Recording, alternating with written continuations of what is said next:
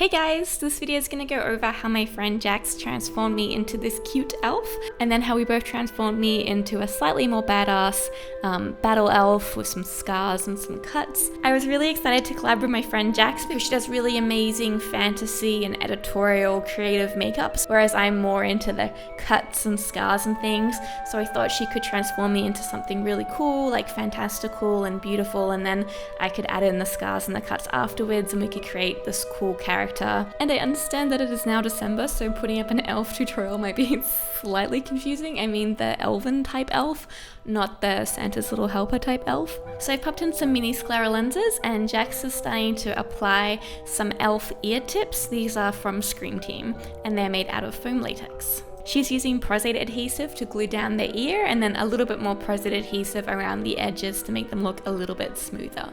We're going to paint the ear using some Pax paints by Mel Products. Pax paints are really great for foam latex because it seals it, as well as putting down a nice opaque layer of coloring on something that's quite light. So we've mixed up two colors to get it closer to my skin tone, and we're going to paint that over the whole ear prosthetic. And then to get the skin tone to look a little bit closer to my skin tone, we're going to further tweak it using some alcohol palettes, and it's going to be mostly pinks that we're going to add to the ear to make it match my skin tone. So we're doing really light transparent layers of pinks using a cut-off chip brush to spatter the color unevenly over the ear. We also added a little bit of cool tone blue to shift it slightly cooler to match my skin tone. Now Jax is going to put a light layer of a highlighter cream over my face. She's using the color Pearl by Becca. Now Jax is applying the NYX HD foundation because it's the lightest shade that I had, and I wanted it to be a really pale base so that the colors really pop on the skin tone. And Jax is also adding the NYX HD concealer because, again, it was one of the lightest shades that I had in my collection. She taught me a really cool trick while applying the concealer, actually. So she uses a fluffy eyeshadow brush, like a blending brush, so that the concealer will be blended into the skin as you're applying it. So I have been using blending brushes for my under eye concealer ever since. Now Jax is going to set the concealer and foundation using a translucent setting powder. We're going to be using eyeshadows from the Kat Von D Mi Vida Loca palette, but it doesn't really matter what brands or eyeshadows you use for this. Literally the only reason I'm using this because it had a lot of colorful eyeshadows, so I thought it would come in handy for a more colorful look. Jax is starting out by using this pearlescent lavender color on the inner corner of the eye and bringing it up the side of the nose and to underneath the front of the eyebrow. And then she blends it about halfway across the crease. Next, she brings that same color into the outer corner of the eye and then wings it out towards the temple. She keeps the eyeshadow quite soft and quite blended and then builds up the color slowly.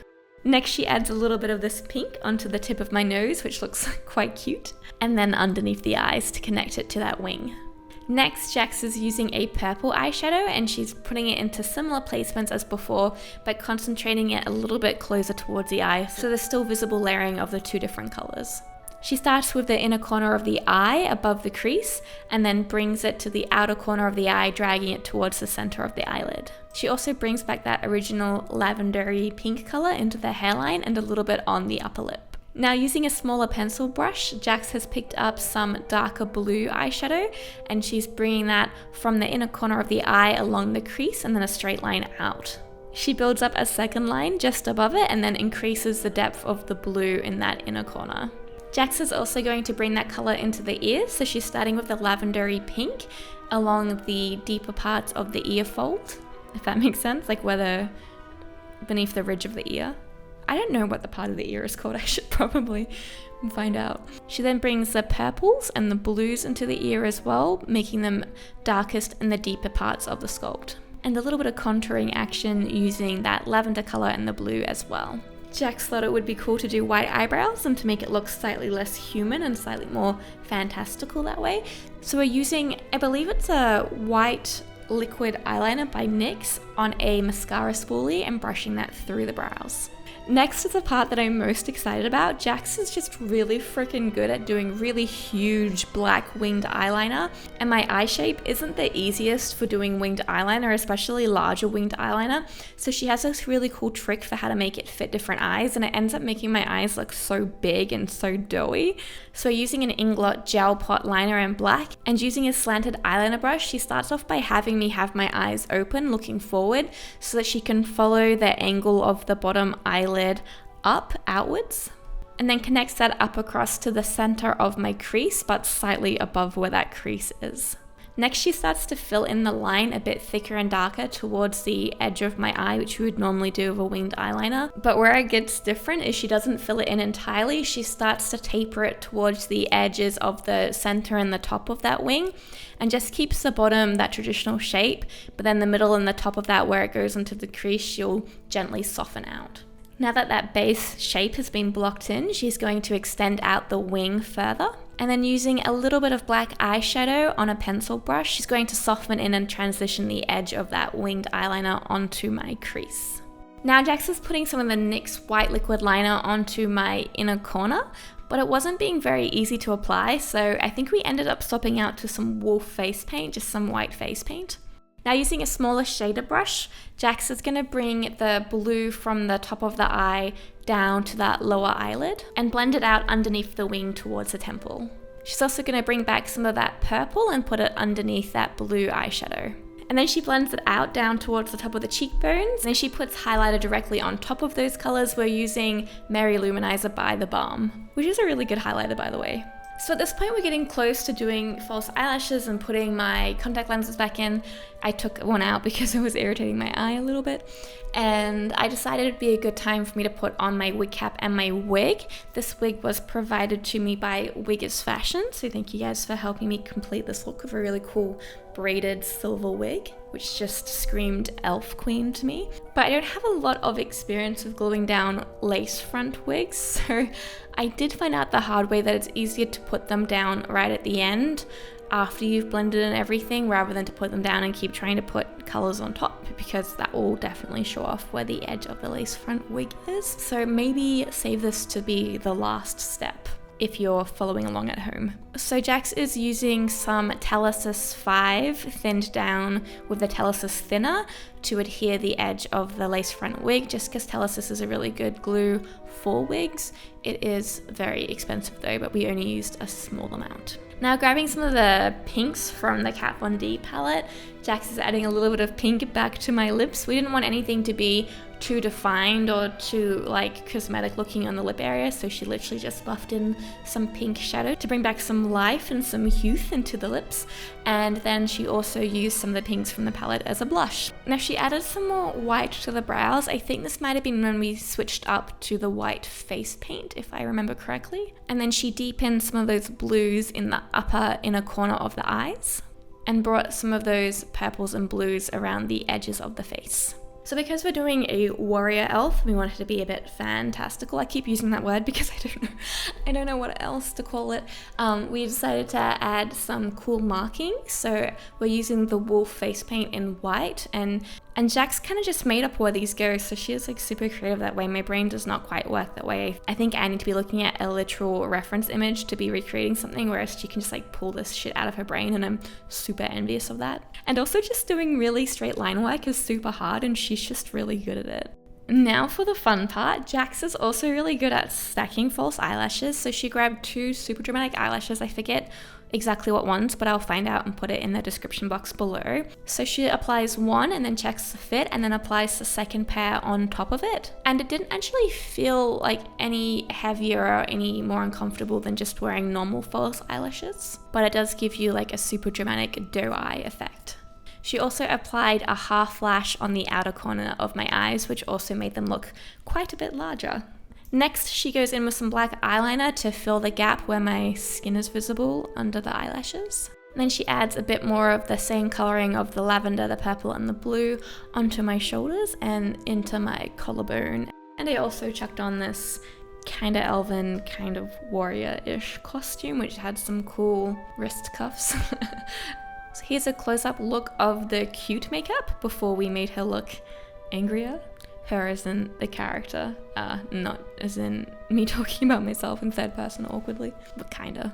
And then onto the battle elf. So if you wanted to do this, I'd recommend putting down the temporary tattoos and the prostate transfers first, rather than layering it on top of already layers of primer and foundation and powder and all of that. But because I wanted to show the completed cute look first, we're just gonna stick these on top and know that there's not gonna be a whole lot of longevity for the wear of these, because we're not applying it to clean skin, but knowing that it doesn't really matter because this is just for YouTube and we're going to remove it pretty much straight away afterwards. So we're going to be playing around with some Twilight Creations Makeup Effects temporary tattoos, which are basically temporary tattoos that look like wounds and bruises, so they're super easy to apply and super quick and actually quite realistic looking. So first of all, we picked out which designs we wanted and cut them out, and then picked the placement, and then you just apply it exactly like a temporary tattoo. So you pull off the plastic coating, you stick it down onto the skin, and then you get a wet paper towel, and then you wet the water slide paper until it slides off the skin,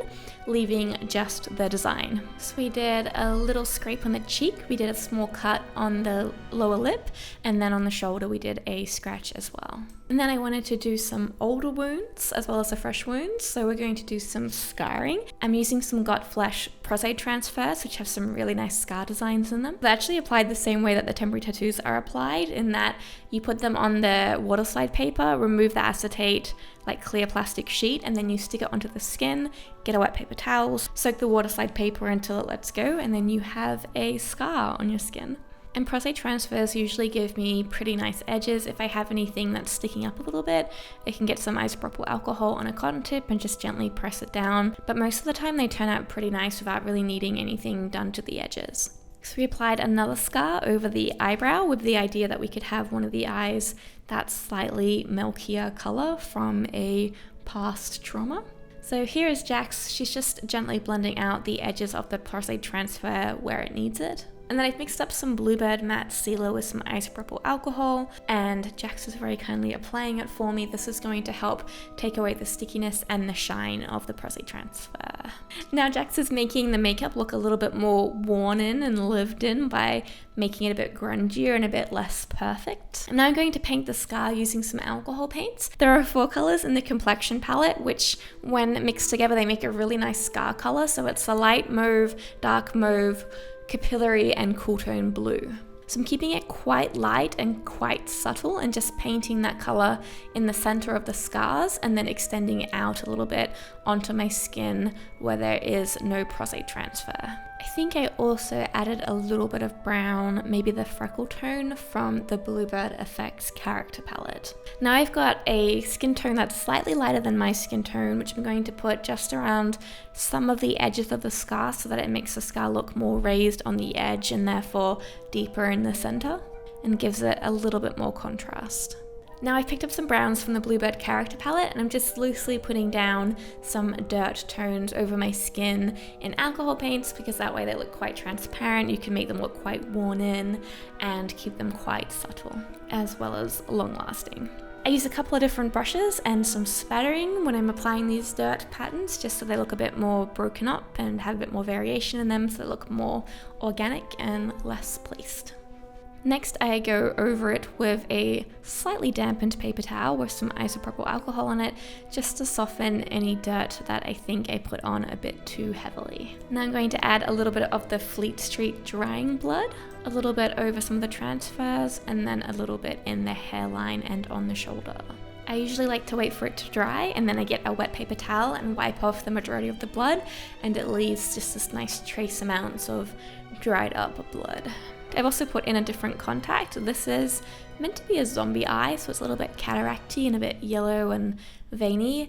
I decided I didn't actually like how it looked though, and I wanted something that was just simpler. So I ended up going back and putting in one of the mesh contact lenses, which they're not the best either. I'd prefer something that's just like one milky color, but at the time it was the best contact that I had for the job. And this is a finished makeup, so we wanted her to be a bit more like badass, obviously, a bit like battly, a bit scarred, but with the mini scleral black lenses she just still looks kind of cute, and then the lack of eyebrows as well. And so I was debating doing a third one, which is like 100% badass. So we've got like the cute one, we've got the half and half, and then have one that's like maybe angry looking eyebrows and doesn't have dark eyes or big doughy eyes, but maybe even like lighter or silver eyes or something, and have that maybe be photographed in a forest or with some trees. So if you'd like to see a third version, which is like all badass and no cute, in the form of an elf, let me know, because it only really requires the ear tips and a couple of pose transfers and temporary tattoos. It's not a super expensive look to do makeup wise, so I could easily do another recreation. I'll put a poll up here, let me know. It's probably not going to get put up right away, but maybe next year at some point if you'd like to see a third completely badass version of the elf. But otherwise, let me know what you think of this look. What do you think of the cute elf? What do you think of the half and half battle elf? I'm very curious to hear what you think. I always like reading your guys' feedback. Thank you guys so much for watching. Thank you to all my Patreons who help support me make videos like this. And thank you to Jax for coming over and making me look really fucking cute. I really enjoyed hanging out with you and making this cool character. Alright, take care guys, bye!